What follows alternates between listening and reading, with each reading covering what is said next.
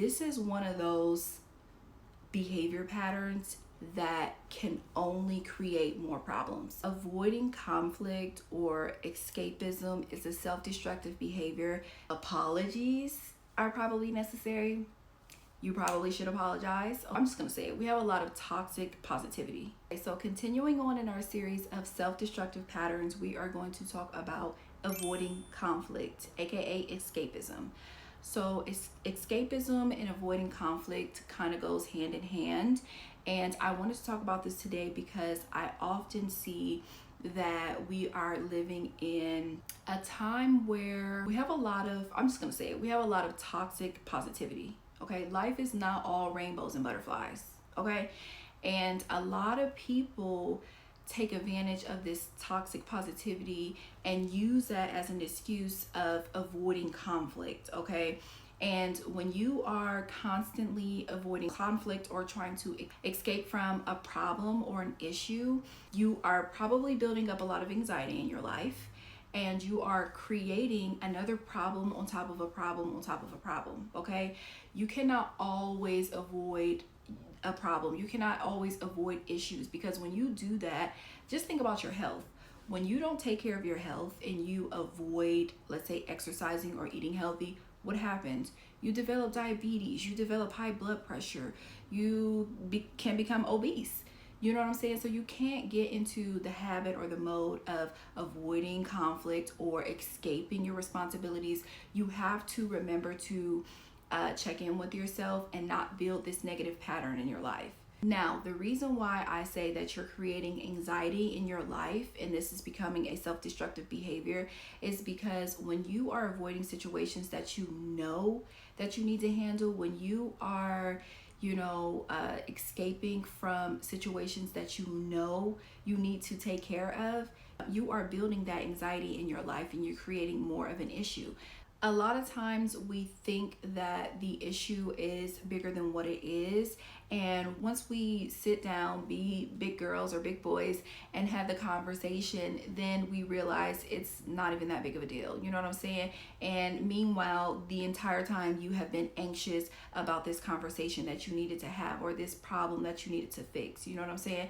So this becomes a negative trait in your life, because once you get into the habit of avoiding or escaping an issue, you start to feel like, oh, well, I got away with it, or I was able to ignore this, so I'm going to ignore that, and I'm going to do, you know what I'm saying? And you see how this can build up in your life. You see how you can start to seek that type of behavior. You begin to take on that attitude of, I am just going to avoid all of these situations or avoid conversations that I need to have because I didn't have to deal with it last time. And I don't really know that person. So I'm just going to avoid it altogether. You see how you start to convince yourself that it's not that big of a deal. You see how you start to convince yourself that you can just go ahead and move forward with your life. That is why that becomes a negative trait in your life. And that is how that becomes a self-destructive pattern. So it's good to recognize that you have this problem so that you can move forward from it. Now, again, I say this in every video and I will always say this. When you get to a level of self-awareness and you are recognizing a lot of the problems and issues in your life that you are causing, then you're able to have a certain type of compassion for yourself. And, it allows a little space for peace, so that you can fix the issue, so that you can elevate, so that you can focus on self-development from a compassionate place and not a self-hatred place. So the best way to go about, resolving conflict or even just positioning yourself to having the conversation is to, number one, take deep breaths. Remember to always, breathe. Sometimes we have these thoughts and these feelings and all this anxiousness built up in ourselves, and then we forget to just breathe. We forget to, because when you allow yourself time to breathe, you're also allowing yourself some time to think. You know what I'm saying? And we live in a society, in a world where people do not allow you time to think before you speak. So remember to breathe and take your time to think through whatever it is that you're trying to work out. So the next thing you need to do is analyze the chain of events. So you're in a place where you've been avoiding it for so long, but what happened in the first place? Let's analyze what actually happened. Let's say, I don't know, you have a past due bill, and you've been having all these creditors reach out to you. You're at the point, let's say I don't know, it's your rent. You're at the point where you're facing eviction. You know what I'm saying? You need to analyze the chain of events. Did you get your notice? Did you get emails? Have you had phone calls of people trying to work it out with you? Think about what has happened in the time that's passed that you've been trying to avoid this, and figure out where you can step in to say, okay, this has happened, and I remember the last piece of communication, they said that I needed to do this at this time. So now you are in a better position to following up, and you're in the right space. You have all of the information, you have the knowledge, you've been able to process it, think it through. And if you're at a place then where you're like, oh my God, I've had all of these correspondences, and I didn't respond, I didn't follow up. Oh my gosh, it's too late. Do not get overwhelmed. You can overwhelm yourself really quickly because you've been avoiding it for so long, and now you're trying to follow up. Don't overwhelm yourself with that, because what's that going to do for anybody? All you're doing is creating more anxiety and more stress in your life. We already at that point. We already know we got anxiety from it. We already know we created some anxiousness in our life. We already know we created stress by avoiding it. Ain't no need to pile on. Let's slow it down. Okay, we at this point, we're past due. We need to figure this out. I have, read everything. I've researched everything. So now I'm at a point where I need to follow up. I gotta follow up. I have to have the conversation.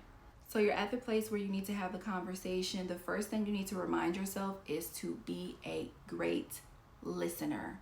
You need to listen to whatever it is this person needs to tell you, because at the end of the day, you were the one avoiding for so long. So they might initiate the conversation with a lot of anger and animosity towards you, and it's probably well deserved. You know what I'm saying? So you have to be at a point where you're being a great listener. Do not be defensive and create more of a problem in your life, because at the end of the day, people just want to be heard. So once they get that out, and then you're at a place where now you can probably have a civil conversation, then you can probably insert yourself to, go have a back and forth of, okay, so how do we work this out? How do I resolve this?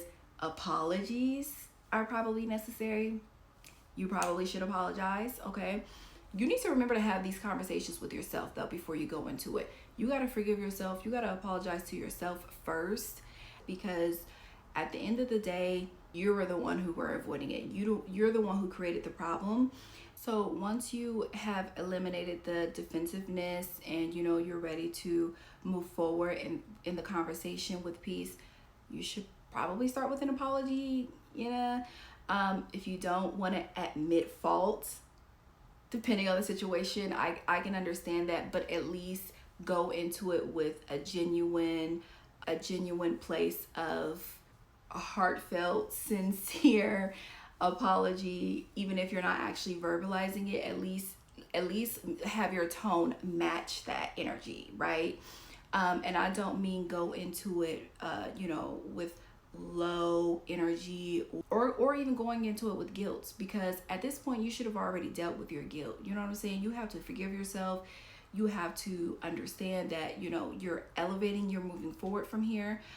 So don't go into it with guilt either. Even if it seems like things are not going to work out in your favor, remember to respect the process. Respect that you had this conversation. Respect the person that's on the receiving end.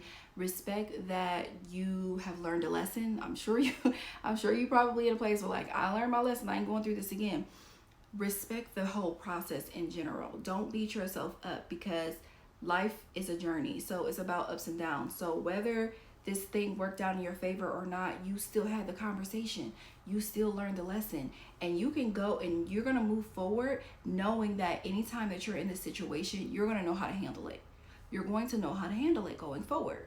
So overall, avoiding conflict or escapism is a self-destructive behavior that you do not want to take on.